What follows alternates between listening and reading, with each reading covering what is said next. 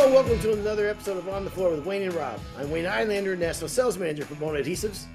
And I'm Rob Johnson from Bona Training, and I'll try not to breathe too hard because I know it upsets Wayne, the old tool. Hey, you old demented monkey, how you doing? Old demented monkey. You ever watch King of Queens? Love that show. The funniest episode I've ever seen is the old man, which I love the old man, I can't remember, Arthur. He overheard his son talking about him on the telephone, and his son called him an old demented circus monkey. And he heard him, but he wasn't sure if he quite heard him or not. So then he started calling everybody an old demented circus monkey. Like that was just like a thing he told everybody. But his dad was his father-in-law was giving him the cold shoulder. I just thought it was one of the funniest damn episodes. That was a really funny show. Yeah. I was sorry to see that one go. Yep. So, how was your weekend? What'd you do? It was okay. Pretty uneventful. Went to a little bit of a party at my sister-in-law's house, which started out pretty good, but it was the strangest thing. It was her, me, and Judy, and then she invited this other couple. It was a mother and a daughter. It wasn't really a party. It was like a dinner, right? And she's a wonderful cook, right? So it was me and Judy, her sister, and this mother-daughter team that came over for dinner, right? Who I'd never met before. Anna's cooking all day, making a nice dinner, whatever. And then she puts appetizers out on the table, okay? And she's a great cook. One of the appetizers is like asparagus, like charred asparagus or whatever. And she had this sauce that she made for them, really fancy sauce, right? I thought, oh, I love asparagus. I'm looking forward to this. So they kind of pass them around. The lady that I don't know takes a bite, and double dips. Okay? So that catches my attention right away. Her daughter takes one. She also double dips. My sister-in-law takes one, and she does the same. The evening is ruined. You know what I mean? Did they never see the Seinfeld episode? Nobody, I don't know, but nobody. How did you not know? That's changed the world for everybody. That Seinfeld episode about double dipping, change it for me. I'd never do it again. How in this day and age do that's not right? It's not that now I don't want any, okay? I just don't want any now. But now I also want to stand up and go, what the hell's the matter with you people?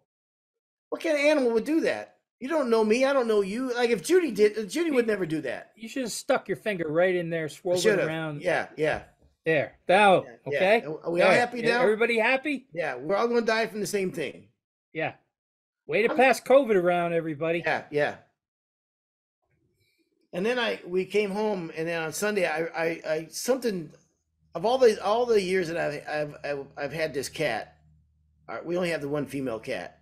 Of all the years I've noticed that that's something that she does this weekend, and I've tried it out several times, and I wasn't aware of this. If she's sitting down on the couch, no matter if the couch is 5 feet long, no matter where I come and sit down on the couch, she'll get up and leave right away. It happens every single time. If she's sitting on the couch and I sit next to her, she'll get up and leave. If I sit on the farthest end of the couch, she'll look at me and get up and leave. Are you sure it's just the cat, or it's just not women in general? No, it's the cat. I mean, it's not good for your self-esteem, Rob. And my wife. It's pretty rotten if a cat can bring you down. Well, if a cat can bring down your self-esteem, you got problems. You already have problems. I think there's other issues going on. Yeah, maybe that's the truth. But when I you know what hand warmers are when you go fishing? Like you get hand warmers, you open up the package and you activate them. Yeah, and they still warm all day, right? So my wife has never lived in California. You don't need hand warmers, right? She's never experienced them before in her life. So I came home from fishing one day, and they were in my pocket. So she reached in my pocket to, she's cleaning stuff up, whatever. And she goes, "Oh my God, what are these?" I said, "Oh, they're hand warmers." She goes, "Oh my God, these are fantastic. How'd you get these?" I said, "Well, you go to Bass Pro Shop." She goes, I have to have these." Since then, she uses them. She's got them all the time, right? But she also pets the cat with them, the hand warmers, because she wants the cat. She goes, "Look, how much the cat loves it." So she watches TV, and the cat is laying on Judy, and she got the hand warmers, and she's rubbing the cat with the hand warmers. It's the craziest I've ever seen in my life. You know what's amazing is no matter what either of us say, we can come up with a story about it. Well, it's life, man. It's life. It's crazy. Yep. Okay. 2 years ago, I'm out using the snowblower. We had a storm and I'm snowblowing the driveway. And I came in and I said to Pauline, the only thing that really gets cold on me is my hands. Everything else is always fine. My feet are, but it's my hands. Mm-hmm. And Pauline swears by hand warmers. And she goes, "Really? Oh my God, yeah. Yeah. Mm. She gets hand warmers for everybody, has them. If I said so, she could produce hand warmers right now." So one day I'm complaining to her about how cold my hands were. And she said, "Yeah, well, because I wasn't done." Mm-hmm. She goes, "Try these hand warmers." I go, if there's a day ever that I would become the ultimate wuss Mm-hmm. and use a hand warmer, it's not going to happen. Ever. Yeah. Okay? I'm a man. How dare you? Testosterone, all that stuff. Mm-hmm. Never am I going to use a hand warmer. Ever. Well, one day it's pretty cold. I tried those hand warmers. Yeah. It'll change your life. Oh yeah. It'll change your life. Yeah. I mean, I feel, not like the ultra testosterone male when I use them, but I don't care. But those things, when I'm out there, yeah, snow blowing, those things are unbelievable.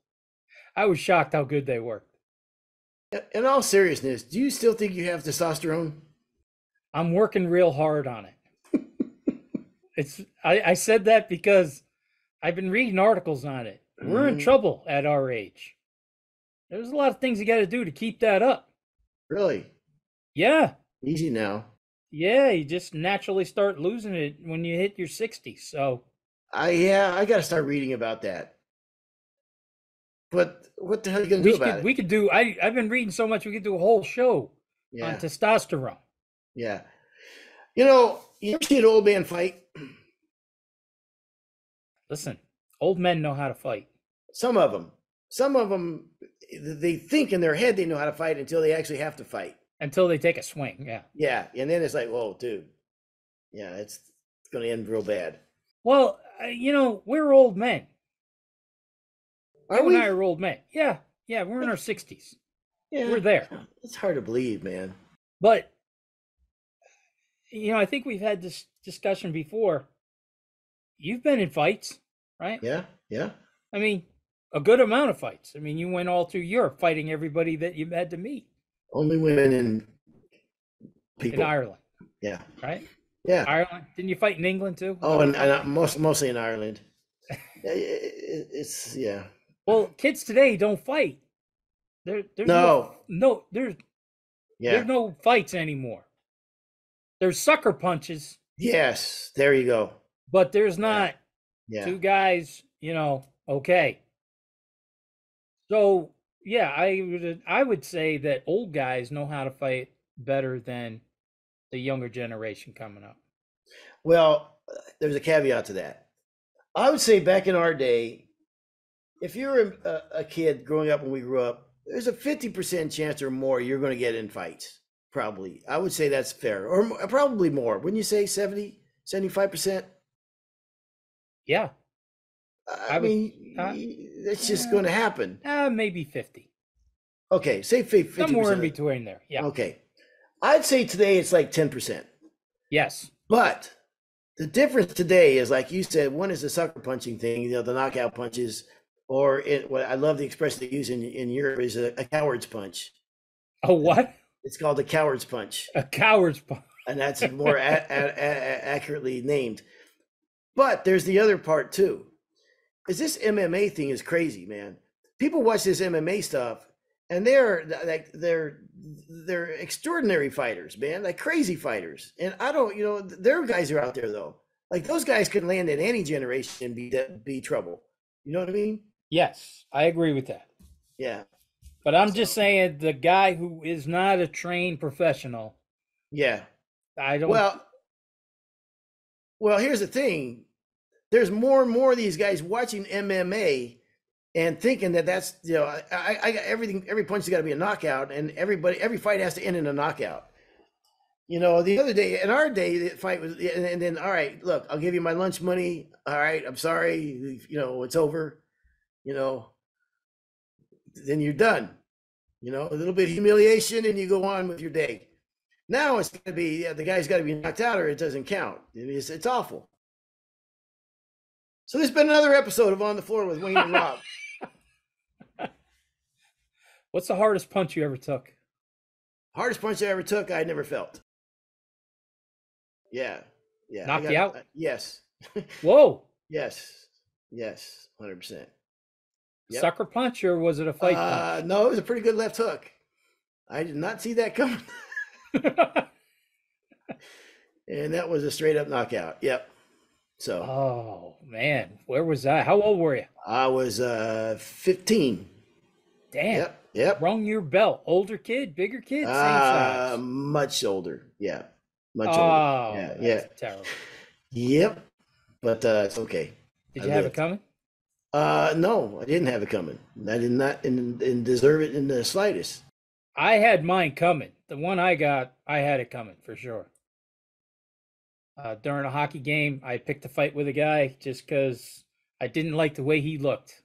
Well, that'll do it. And you had it coming. Yep. And I go, that guy, even before the game started, I go, he's a dead man.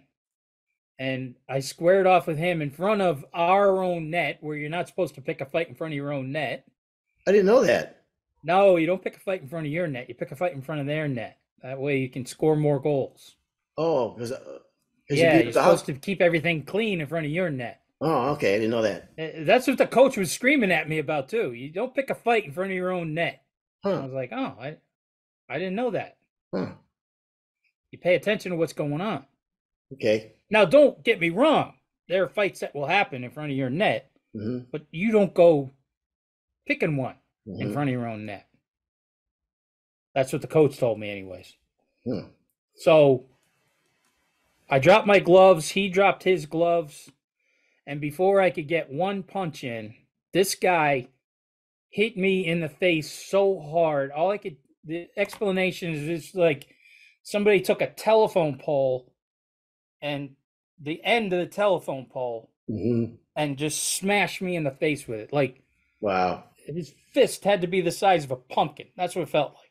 Wow. My whole face hurt. And one of the guys on my team said he was laughing. He was laughing about it, and he goes, I've never seen anybody go down swinging the way you were swinging. He goes, but when people say you went down swinging, you really did go down swinging, but it was hysterical because it was a one-punch fight. One punch. I didn't get knocked out, but he laid me out. I was on the ground. My face hurt so bad from this one punch that now everybody jumped in, and all I could think of was, please stop this fight. Please. Yeah. I've had enough. Please get this guy off of me. And then I had the balls to go up to this guy after the game and go, hey man, no problems, right? We're cool. Yeah. Because I never wanted to because we were going to play this team another time. It was a small beer league. Yeah. So I was like, I never, ever. All right. What we're going to talk about today, Rob, is speaking of old and tools and some of the oldest tools that you still see on job sites today. And it's amazing how much the industry has changed in the last few years, and really one of them, believe it or not, is electric tools. One day I think people are going to say, "Gosh, remember when they use electric tools for everything?" Look at all the battery powered stuff that's out there now. My brothers don't use any cords to their any of their chop saws or table saws, undercut saws. It's all battery now. Isn't that something? The amazing part about that is, there was a time in my life where if somebody bought me a battery operated tool, I was pissed at them. Like, Yeah, they're worthless. Okay. yeah. Don't ever waste your money again. I don't build models. Okay. Mhm. I do man's work and I need a man's tool, men's tools you plug in. Okay. To me, the first battery stuff was, I thought it was worthless. But 100%. Yeah, today, the battery stuff that they have today from the first stuff that came out, wow, couldn't be yeah. more blown away. I thought these were like for DUI or DIY, do it yourself, DIY folks when they first came Do out. it yourself. Yeah, DIY. Yeah. yeah. Like I don't want. I'm a professional, man. I want. Yes. Yes. But now, like you said, the batteries are so much better and last so much longer and so much stronger. I think one day that there's going to be like, man, and the reason my brothers went that direction is they do a lot for general contractors. That there's no everybody's fighting over that one cord on the job. Yeah. It's yeah, it's painful. It's amazing how it's amazing the change that I've seen in that. If you're going to talk about biggest changes, I would definitely say that was probably in your top three. Yeah, and that's only in the last number of years, 5 years or so, that it's really gone swing in that direction. Like when Oh, they came out with battery operated skill saws and everything, I mean, I never thought we'd see the day on no, that ever. I didn't think I would ever go that direction. I was to me, no, I'm not interested. Like a And now, battery operated chop saw. Who ever thought that we yeah, would ever see a battery operated chop saw? yeah, Ever. all the hassle with the cords and all that stuff is so much easier and everything that man, it's really changed the game. So I think electric tools is going to be on that list pretty quick. Definitely. I'm going to go with. You want me to go another one, or you want to do another one? I'll go because I don't want you to take mine. I know what it's going to be. I know what you're getting. What is Yeah, it? drum sanders. Drum sanders. Yeah, you took it. There you go. Well, you asked me. Thank said you, everybody. you This said has what been is it? another episode of On the Floor with Wayne and Rob. You said Stay tuned for our next episode. Oh my God! The drum sander. Really? Yeah, drum sanders. And people are still using them. Yep. I am shocked how many people are still using drum sanders that come to the class. And you know something? Not a damn thing wrong with them. No. I'll Yep. tell you what, you add the power drive to a drum sander, Mm-hmm. all that double-sided disc or steel plates that we had to use to, buff out chatter Yep. marks. Yep. Man, now you just hit that with Yeah. your power drive. You're golden. The You're addition golden. of Think about if we had the power drive back Yep. when we were running drum sanders. Yep. How do you say this? How much less work? How much less? How little work we would have to have done? I mean, half the sand job of using a drum sander was getting the chatter marks out. Yeah. Yeah. And the other half was worrying about them. Are they are they going to be noticeable? I think they're not going to be noticeable. I think you won't see it after the first coat. I think from this direction you won't see him. Well, maybe. Yeah. So Yeah. if Whatever you you have, do, don't look at that in the sunlight. Okay. I think the power drive, or the old drum sander standards can give a nod to the power drive because they've kept them going. I really do think that. Now, listen, there's a lot of guys that my brothers still use a drum sander, and they can fine tune that thing in like no other, and it runs great, and whatever. But one of the downside was the chatter marks. I mean, let's face it. I mean, there's a lot that goes into that. We know what causes chatter marks and what doesn't cause it, whatever. But If you put the paper on right,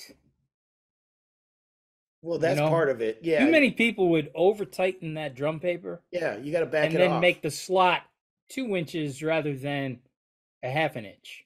Yeah, And that so it wasn't like you would eliminate the chatter mark, but you could make them yeah. much smaller and easier to get out. Yes, but they always nagged at you, right? I mean, Oh yeah, hell yeah. you always had to consider them. So I think the power drive will actually keep those sanders around. You can feel better about having your drum sander because of the power drive. I think, in my opinion, my brothers they power drive every single job now, and they are as old school as it gets. So yeah, I agree with you. Drum sander is what probably one of the oldest tools you'll see on a job site now, and I never knock them. I always say it's the guy behind the machine. You know how to use your machine. You know how that machine runs and how to dial that in, and it's the guy behind the machine. So, and now a lot of those issues that you may get from that machine, the power drive will knock out. So, You're right. We just breathed new life into a drum sander. I think so. You throw a power drive in with a drum sander, Hmm. man, oh man. So There you you can go. you can hang on to that machine a hell of a lot longer. Yeah. And I will never knock them. I mean, I know guys sometimes knock them, and and some of the hey, listen, we sell machines too, and the bright shiny new bells and everything. But damn it, I see I almost give a nod of respect when I see a guy who runs an old drum sander. A lot of times I think that's probably a pretty damn good floor sander right there. You know who doesn't knock them? The Ooh, guys who are running them. yeah. I think the guys who are knocking them are guys who have never run one before, or maybe tried to attempt to put paper on or something. But What what the belt sanders did for the industry, I think it made it a quicker curve to get a guy up to sanding a floor. Because even just putting the belt on, like you're right, loading the drum sander with paper is a bit of an art. You know what that I was mean? 70%. Yes. You That was tighten it up. 70% of learning how to run the drum sander was getting the paper on. I had an old timer who was training us, Charlie Duran, the old most miserable old Frenchman you ever met in your life. And he said he would say that to all the new guys, 70% of this machine is learn how to get the paper on. The rest Yeah. is easy. You put the shim in there and you back it off, and it's the right grit shim, the whole That's nine right. yards, cutting the paper. And then when the belt sanders came along, you just simply slide a belt in, close the door, snap it, boom, you're going. So they did. They helped the industry out. I actually don't knock belt sanders either. By the way, they've been good for the industry. And if I had a company where I had 10 guys working for me, and I had a choice between buying drum sanders and belt sanders, I buy the belt sander because I think it's more consistent. It's easier to get guys up to speed, in my opinion. But I will never knock a drum sander. And some of these belt sanders, shoot, Wayne, some of these drum sanders have been on the job now for many generations. Oh, yeah. So Oh, my God, yeah. what an amazing tool. I mean, whatever they cost back in the day, talk about an investment that pays off and what have you. Back in the day, you bought that thing for, I mean, depending on how far you go back, I mean, $1,200, and you're using that machine for 30 years. Did you ever see a machine called the Porter Cable F89? I had a Porter cable, but I don't know what model it was. Okay, so back in the day, it was the Porter Cable F89, which then turned into I think it was a Clark 504, same exact kind of setup, chassis and everything. It just got bigger. And then Okay. Galaxies turned into the 504. Yeah, yeah. They were all, because at one time at my showroom at Hoboken, I set all three machines next to each other, and they were exactly Hmm. the same machine, just bigger. Yeah, You know what I mean? Same yeah. chassis, same frame, same head pressure adjustment. It was funny. Anyways, we had this old Porter Cable F89 that was literally it was in milk crates. Okay, it was just pieces, parts in milk crates. So I put it together. Put it all together, put a new drum on it, shined it up.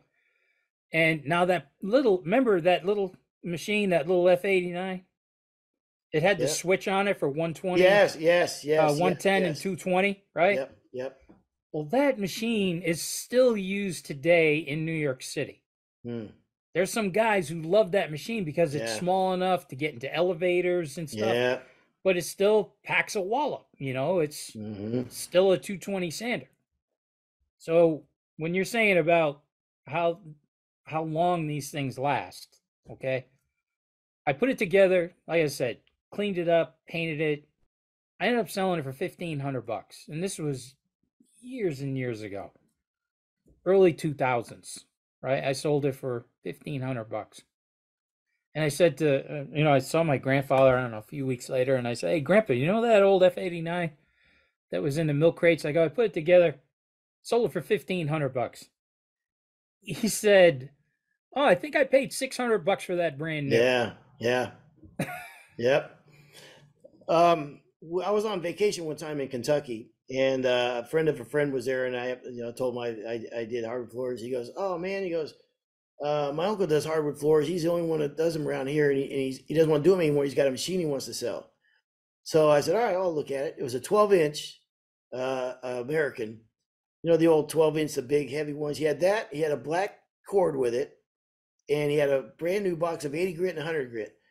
And I went, the machine looked like it was in good shape. I said, "What do you want for it?" He goes, "Man, I got to get $300."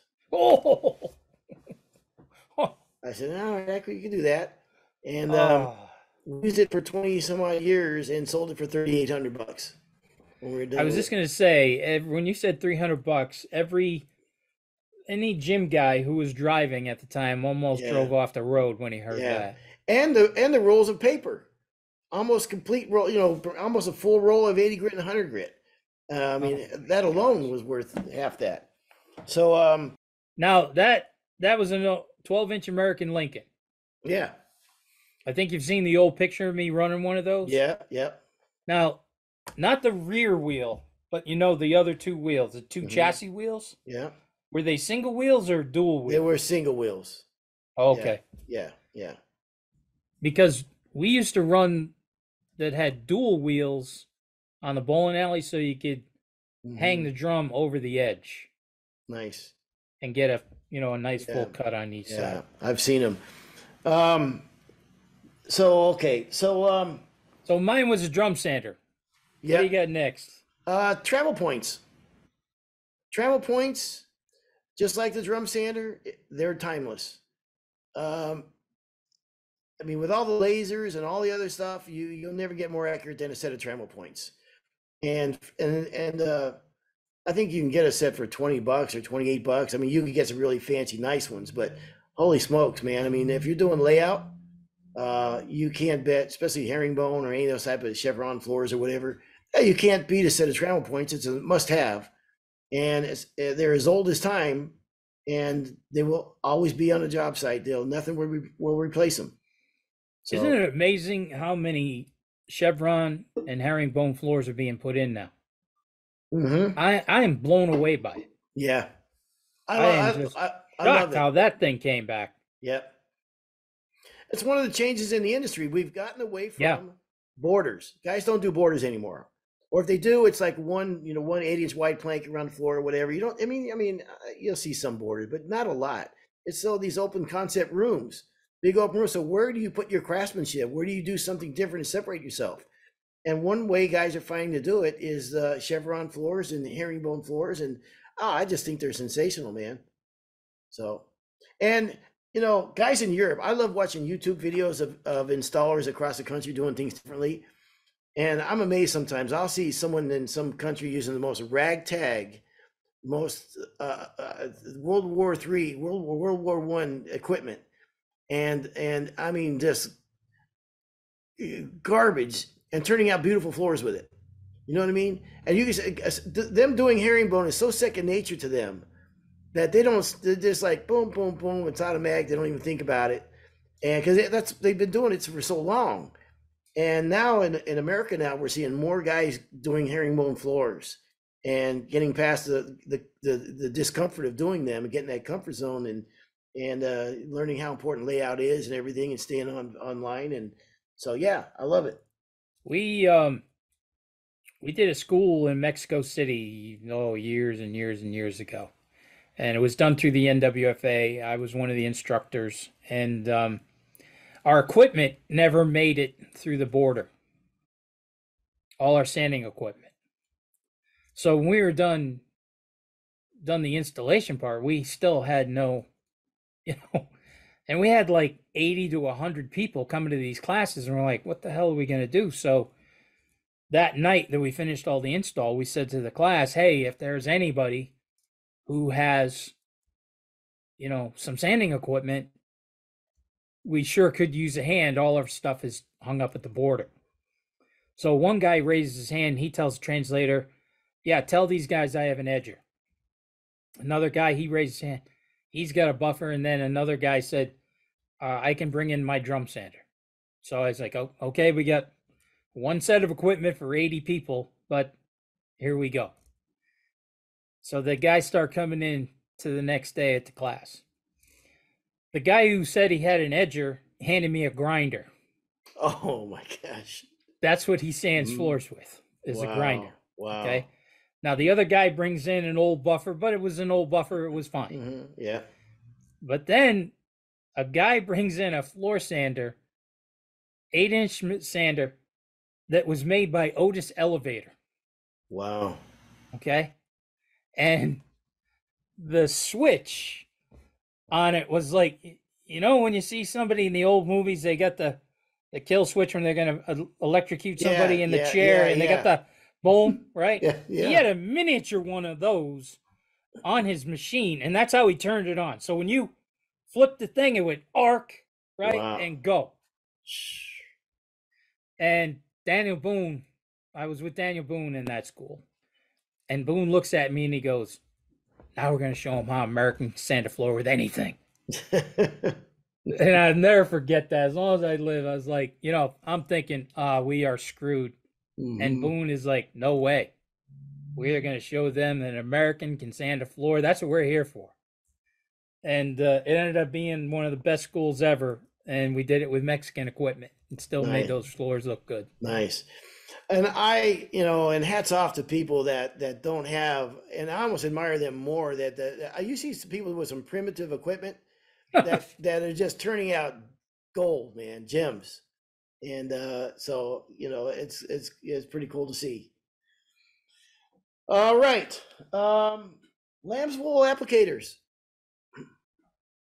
With all the new technology out there are still times when my brother John will break out a lamb's wool applicator, and it still blows me away today.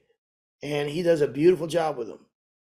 Now, he's probably got, I would bet you right now, he's got a lamb's wool applicator that he has going for probably years. Because once we got them broken in back in the day when we used them from day to day, we would break them in, we would get a brand new one, we would put it in a washing machine and dry it, get all the fuzz off it. Put it on the block, take a cigarette lighter, and hit it with a cigarette lighter and get all the fuzzy stuff off of it. Then we would put it on the first coat, never trust it on the second coat for a long time before it was like, all right, I trust this one now. And once you get it, broken in, well, you always kept it in poly, and you just, put it in the can, and that was your one. And if you ever never took it out of the poly. Yep. Always stored it in the poly, never cleaned it, nothing. And through all technology, trim pads, T-bars, heavyweight T-bars, roller covers, all the brushes, the lamb's wool still hanging in there. Well, Pete and my son still use lamb's wool. If they're doing a poly job, yeah, they're doing a lot more water now, tons more water, but there's still some people out there that want poly, and they, as many times as I showed them in gyms and everything, how no, just use a heavyweight T-bar with the poly. No, they're still lamb's wool guys. Yep. Still a lamb's wool guy. They're still using it. You go back to the lamb's wool when Robbie Smith from our tech department, PM department, he called me. We were talking about the red out, and he goes, I've been using a Water Whiz. to apply this stuff. Hmm. And I go, boy, I haven't heard that term in Yeah. 20 something years. Right. And here's another reason I just love this kid. He's an old soul. Hmm. He's the new generation of us, but he's still an old guy at heart, right? Yeah. Yeah. And he says to me, you know, sometimes to go forward, you got to look back. And I'm like, are you kidding me? Did you really just say that? Yeah. And we laughed, but I was like, oh, this kid's an old soul. But I was like, where the hell can I even get a water whiz? And so we got the water whiz and worked pretty good. But some of the people in the class were like, what the hell's a water whiz? And I said, well, it's the lamb's wool block. And then one kid looks at me and he goes, what's a lamb's wool block? And I was like, all right. So, Yeah. all right, now I know where I'm starting with you guys. Yeah. Hmm. Yep. Yep. Good stuff. All right, Rob, you got You one? remember, that's how we all started laying water base. With lamb's wool? No, with the taking the lamb's wool off and putting on the foam pad on the block. Mm, I can't. Or did you go I right think, to the T-bar? I think we went right to T-bar. Yeah. Yeah. Oh. You know something? Because Now, we had trouble getting T-bars for a while, so we were using the water whiz. if you go out to California right now, there are guys that are using a lamb's wool, or not a lamb's wool, but an applicator that a lot of guys don't see and do a fantastic jobs with it. And what it is, they take like a squeegee, like a window squeegee, and you take the you know the material off of a T-bar, off the foam, like a block like you're talking about, and Yeah. they cut it like an inch strip of it, just an inch, and put it in the squeegee, and they're using that instead of T-bars and instead of any other. That's their way of coating the floor and turning out some beautiful jobs. What Bona guy show? Was that Larry? Larry Steven? Excuse me, did you just say what Bona guy showed me that? Yeah. No, I've known that way before I went to work for Bona. No. But I just recently saw. I think it was If Larry you Steven. saw it, you probably saw it from Larry Steven because he is in California. I think Yeah. this. I'm going to say this started in California, but someone could call him BS on that. But I think that's where it started, and probably the only place they're really doing it, and it works. So, and what guys really like about it is backing out of a room with it. It does real well. I'm telling you, I swear, I think Larry Stevens was showing us this, working with Nordic Seal and Natural Seal. Okay, That same thing that you're talking about. Yeah, interesting. I think. Okay. All right, Rob, you want to go next? What did we do? Lamb's wool? Lamb's wool, Trammell points, Lamb's wool. Drum- No, you go next. Drum Sanders. And they're almost dead, completely dead. Is the best nailer that's ever been in our industry, bar none. There has never been a better nailer than a Kavanaugh nailer. Every listener knows what a Kavanaugh nailer is just because of you. The people from Kavanaugh should be sending you some money because I know people are going to. Can you still buy them? The people Where are from they the people from Kavanaugh have been dead long time ago. You have to know somebody who's got one because you can't. Finally they're done. You can't get it. There's actually a lady and her husband out in California. They still use them. Nikki, she's on TikTok under Nikki Hardwood, NIKKIHARDWOOD. So it's at Nikki Hardwood. But if you use a Kavanaugh nailer, here's a mistake people make: is they run it off a regular compressor, and they're running boom boom boom boom boom boom boom as fast as they can pull the trigger. They're doing it right. The problem is that compressor has to cycle, so you're getting full pressure a lot of the times until it cycles down, and then you're not getting enough pressure. It's not setting the boards good enough, or the nail isn't getting driven deep enough. So if you do that type of floor, you should have the wheelbarrow type compressor. Unless you're slower and you work by yourself, maybe whatever. But if you're humping, making time, you want a bigger compressor with the two tanks. The M glow. There you go. The blue M glow. Yes. Yes, So, the dual tanks. Like It's got like the dolly system. You pick it up and Yes, roll it around the yes, one wheel. Yeah, yeah. yes, The wheel. yes, yes. Yes. Yep. Yep. So much better system than using it off of regular. Well, you don't Uh, see those on the job anymore. When's the last time you saw an M Glow? my brother's job, They still use them? and that's the secret. And people try to cinch them up too much. They cinch them up tight, and you used to be able to do that with a Kavanaugh because it nailed so good. But now the nailers are different now, so you just can't over cinch the floor, and and use that compressor, and it does a great job. So We had a bunch I of those. ju- That was a good compressor. We had those forever. that what I just explained was important to about 10 people. So that technology, unfortunately, is on its way out. So Well, how are they going to top nail floors? Well, you said there, there's somebody that has a nailer out there who'll do it. well, no, I mean they're going to have to use. There's a nailer, there's a nail kill. Yeah, there is. I won't mention the brand, but there is a particular brand out there. But I really don't think there's a good solution in my book. There, but you have to use the Senko type nailer, top nailer. We used to. I don't like the way the nail. I don't like the size of the nail hole it leads in the floor, and I don't like the shape of the nail hole. So if I were switching to a Senko, I would take the set out, and I would take a file to it and file it, make it smaller. The problem is then sometimes it skips a little bit more, but that's way too much information for this show. But that's what I Well, do. those 10 people are going to be pretty happy. Yeah, yes. There you go. Okay. You can go back to manual nailers that still have a place in this job in our industry. Guys still use manual nailers. So it's not your everyday nailer. It's certainly not for everybody, but there are times when it's not a bad idea to bring them out to a job. Well, So, it's funny you said that because I was at a garage sale over the summer and they had a porter nailer there. Remember the gray porter nailer? yes, yes, And yeah. that was one of the first pieces of equipment Peter and I bought when we left the family business. We bought a brand new porter nailer.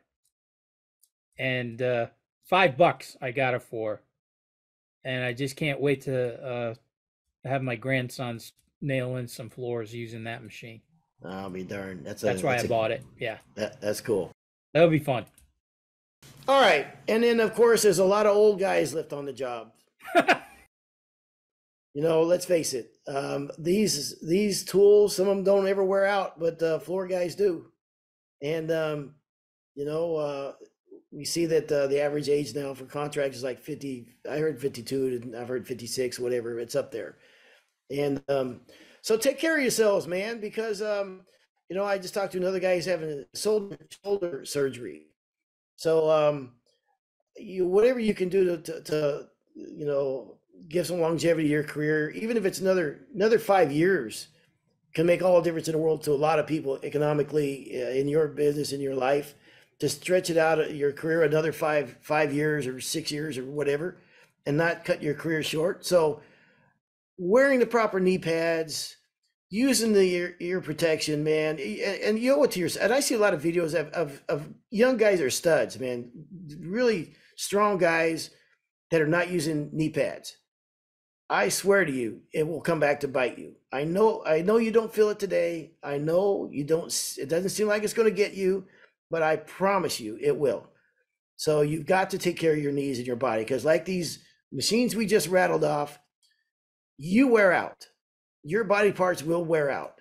So and by switching to some of the new technology, I'm going to bring up power drive because it gets you off your knees. Okay, it can add time to your career. And so using some of these new systems out there, taking care of your body, keeping those testosterone levels up good and high. You want to get them up good and high for sure. Yes. We sometimes joke around with PSA announcements also, Rob and I, but we live longer and have to work longer, and expected life expectancy is longer than they have ever been. So you don't want to outwork your body or outlive your body. You know what I mean? You want to be useful to the end. So we're sometimes not very good at taking care of ourselves, but it's important to do that. So I think I've had to do it myself. Lifestyle changes, man. I don't eat the way I did 20 years ago. I don't eat the way I did 10 years ago. So I've had to do some changes. So take care of yourselves, man. thanks for listening to us again for this episode. And Rob, you got anything else you need to add? No, wrap it up. Wrap it up. All right. So thank you very much. This has been another episode of On the Floor with Wayne and Rob. Please stay tuned for another episode.